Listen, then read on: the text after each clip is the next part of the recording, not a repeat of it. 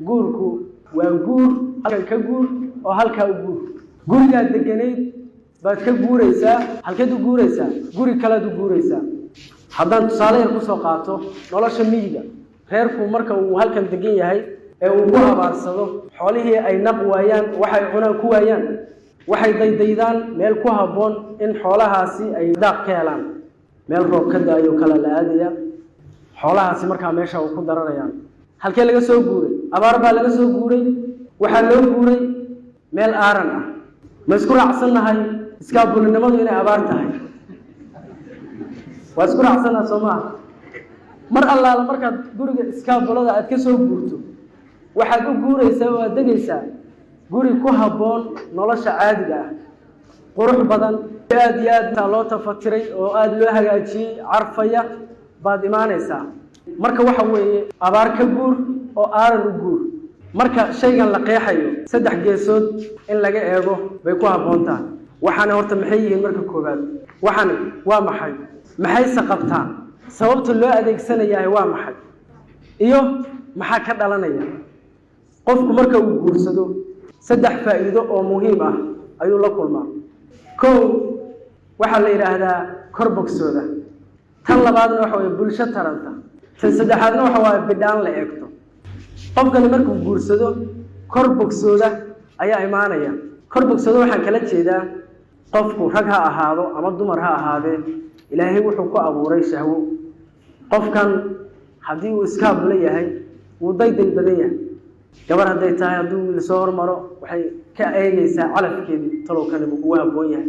wiil hadduu yahay sidoo kale talow tani buu kugu habboon tahay hadba dhinac bay ka eegaysaa isaguna uu ka eegayaa waxaa macquula waqtigu inuu oga tago inta qofkani uu kala xulanayo uu leeyahay halkeed ka martaa mar allaala markaad guursato baahida halkaasa yacni maankaaga iyo jirkaaga badankaaguba way bogsoonayaan kor bogsooda baa la yidhaha waxaasoo dhan waxaa kugu dambaysa maalinka aad orosto oo aada guursato ayaa kugu dambaysa tan labaad waxa weeye bulsho taranta haddii hebel lagu yaqaanay ama heblaayo lagu yaqaanay tilmaamo kalaad yeelanaysaa ciddii reer hebel ilmihii reer hebel baa imaanaysa yacni bulsho badan oo tarantaad yeelanaysaa tan saddexaadna waxa weeye bidhaan la eegto markii aad guursato oo aada meel degto baa la leeyahay ninkaasi waa nin reer leh gurigii hebel gabadhaasi waa gabar meel degta bidhaan la eegta baad leedahay diintu aad iyo aad ay maaragtaa u dhiirigelisay guurka nebigu sala allahu calayhi wasalam isagoo dhallinyarada la dardaarmaya xadiidkii uu ku lahaa yaa macshara shabaab man istadaaca minkum albaa'ata falyatasawaj kiini awood u leh inuu guursado yacni anta meherka inuu iska bixiyo kiini awood u leh ha guursado waxyaabaha hoos imaanaya markii meherku u dhaco oo ah biilkii iyo baatigii waxaasoo dhan haddii qofku uu awood u leeyahay nebigu sala allahu alay wasalam waxa uu leeyahay guurso sababta loo guursanayahay maxay taha marka sababtu wax kale maaha wuxuu nebigu leeyahay fainahu aqadu lilbasari wa axsanu lilfarj isaga ayaa guurku aragga laabi og farjigana ilaali og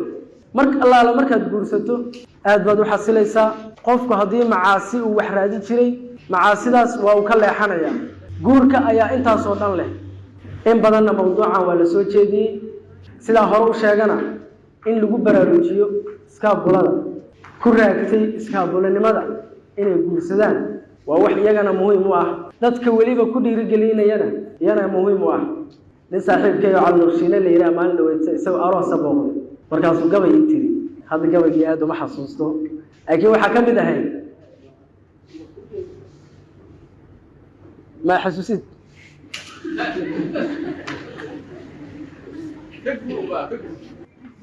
قول كقول قريان باس قولوا أذيعان يعني قريان باس وإسكابون النمط وكبر هاجسي